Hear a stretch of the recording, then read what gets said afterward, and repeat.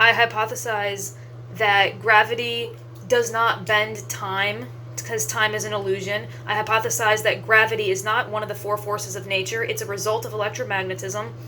I hypothesize that time is an illusion, and you can see my physics video on my channel on why time is an illusion because of that.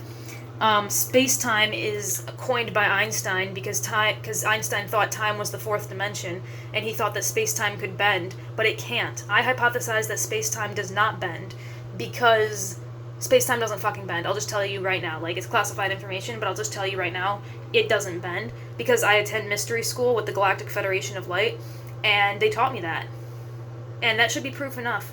But I meant proof enough, like, okay, obviously that's not proof enough because in the third dimension you can't just use your intuition as proof in science because people don't understand chakras yet. So if I say I got downloads, DNA downloads, the average person is like, what the fuck is that? But if you talk to someone who's fifth dimensional, they'll be like, oh, so you saw it in your third eye. Okay, that makes sense. Or they'll talk about chakras and they'll talk about this shit, like, that's why I said, oh, you'd assume that the Galactic Federation of Light thing would prove it.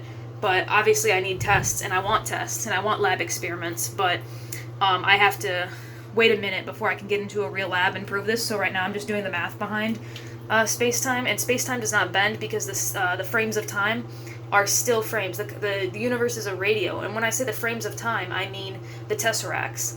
The frames of time being the two-dimensional, the second dimension.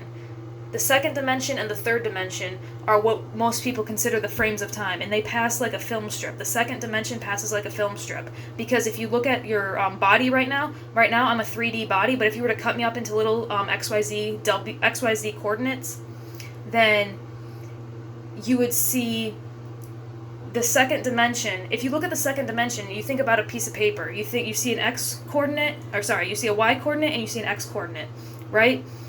And the second dimension doesn't bend. If you were to bend a piece of paper, the second dimension isn't bending. You're bending a piece of paper.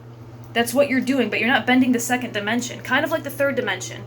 If you can't bend the third dimension, you can't bend space or time.